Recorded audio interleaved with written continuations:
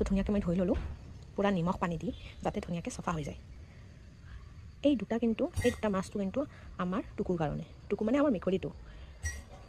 তাই মানে ভজা মাছ, তেল দি ভাজা মাছবিলাক নাখায়, বইল কৰিলেহে খায়।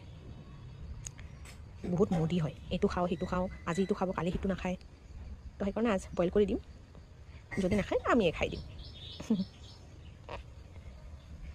এতিয়া মাছবিলাক মই ধুনীয়াকৈ হালধি আৰু নিমখ দি ভাজি লওঁ।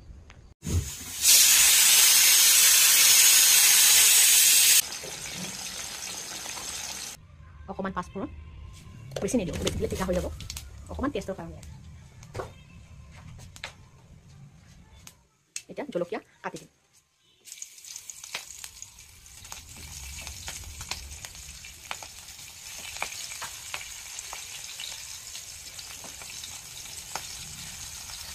জলকীয়াবিলাক যেতিয়া এনেকৈ তেলত দিওঁ ইমান ভিচি হৈ যায় নহয়, তেতিয়া চকু লাগি আহি পৰিব, কোনো ঠিক নাই। মানে সাৱধান হ'ব দেই আপোনালোকে। অকণমান নিমখ দি লৈছোঁ যাতে বেছি চিকটি নাথাকে। এতিয়া হালধি, একদম চিম্পল ৰেচিপি হয়, বিশেষ একো বস্তু নালাগে। এইটো মানে মোৰ ৰেচিপি হিচাপে মই কৈছোঁ আৰু বাকী আপোনালোকে কি কি সামগ্ৰী ইউজ কৰিব পাৰে সেইখিনি কৰিব পাৰিব। মইতো পাঁচফোৰণ অকণমান দি জলকীয়া দি তাৰপিছত নিমখ আৰু হালধিটো দিছোঁ। এতিয়া এইখিনি যে মই পেষ্ট বনাই থৈছিলোঁ এইখিনি মই দি দিম। পেষ্টটো নহয় এইটো ঠিক, যোনটো মানে মই এইটো ঔটেঙাবিলাক অকণমান সৰু সৰু কৰি থেকলি থৈ দিছিলোঁ সেইটো মই এতিয়া ইয়াত অকণমান তেলত অলপ ভজাৰ নিচিনা কৰিম দেই। তেলত অকণমান টাইম ৰাখি ইয়াত পানী দি দিম।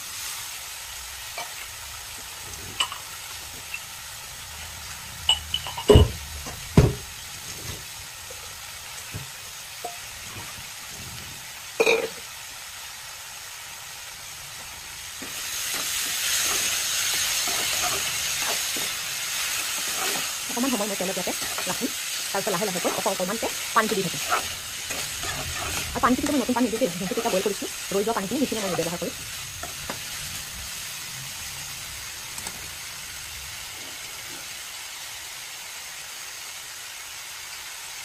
এইখিনি মাছ এইখিনি মই চাইড কৰি থৈছোঁ, এইখিনি নিদিওঁ, বেছি হৈ যাব। মই এইখিনিয়ে দিম, যিহেতু মানুহ তেনেকুৱা নাই, আমি অকল তিনিজনে, তো সেইকাৰণে ইমান নিদিওঁ, অকল এইখিনিয়ে দিম। এইখিনি আমি পিছত খাম।